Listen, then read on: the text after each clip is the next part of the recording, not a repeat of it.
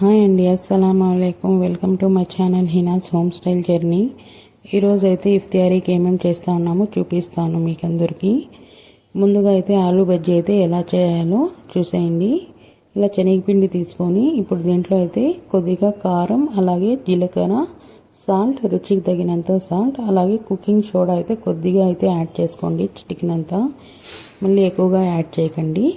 వేసుకొని ఇదైతే బాగా మిక్స్ చేసుకోవాలి. ఇలా మిక్స్ చేసుకున్న తర్వాత ఇప్పుడు దీంట్లోకి అయితే వాటర్ వేసుకొని కొద్దిగా వాటర్ వేసుకొని అయితే కలుపుకోవాలి. చిక్కగానే అయితే కలుపుకోవాలి, పలసగా అయితే కలపద్దండి. ఎందుకంటే మళ్ళీ ఆలూకి అయితే పట్టదండి పలసగా అయిపోతే. అందుకైతే చిక్కగా అయితే కలుపుకోండి. ఇలా బాగా మిక్స్ చేసుకుంటా కలుపుకోండి. ఇలా కలిపేసిన తర్వాత ఇది ఒక హాఫ్ అన్ అవర్ అయితే ముందుగానే కలిపి పెట్టుకోవాలి. ఇది ఒక హాఫ్ అన్ అవర్ నానేలోగా దీనిపై ఇట్లా కలిపేసి దీనిపైన అయితే ఇప్పుడు ప్లేట్ అయితే వేసి పక్కకు పెట్టేద్దాం. అప్పుడు దానికైతే మేము ఆలూ అయితే క్లీన్ చేసుకుందాం. ఆలూ అయితే ఇలా అయితే క్లీన్ చేసుకోవాలండి. పల్సగా అయితే కట్ చేసుకోవాలి ఆలూ. మా ఇంట్లో అయితే పెద్ద సైజు అయితే అయిపోయినాయండి ఆలూ. ఇప్పుడైతే మీడియం సైజులోనే ఉన్నాయి. అందుకోసం అయితే ఇలా కట్ చేసి పెట్టుకున్నాను, మీడియం సైజులోటివే.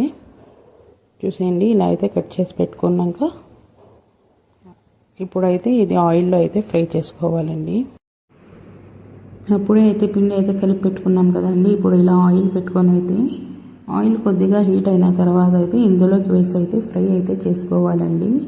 చూడండి, ఆలు అయితే పిండిలో కలిపి ఇలా ఒక్కొక్కటి వేసి అయితే ఫ్రై చేసుకోవాలి. ఇది మీడియం టు లో ఫ్లేమ్లో అయితే పెట్టి అయితే ఫ్రై చేసుకోవాలి. ఇలా కలుపుకుంటా ఆ పక్క ఈ పక్క అయితే బాగా అయితే ఫ్రై చేసుకోవాలి. నేను అప్పుడే చెప్పాను కదా, పెద్ద సైజు ఆలు అయితే అయిపోయినాయండి.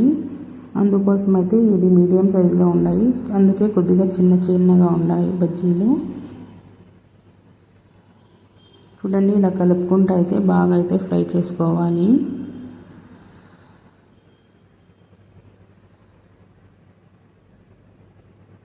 చూడండి, ఈ కలర్లోకి వచ్చిన తర్వాత అయితే తీసేసి మిగతావి కూడా అయితే ఇలాగే అయితే ఫ్రై చేసుకుంటానండి.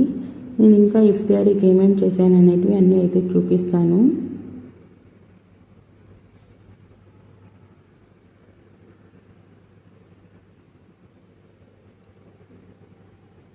అంతేనండి, ఆలూ బజ్జీ అయితే రెడీ అయిపోయింది. చూడండి, చాలా ఈజీగా అయితే రెడీ అయిపోయింది.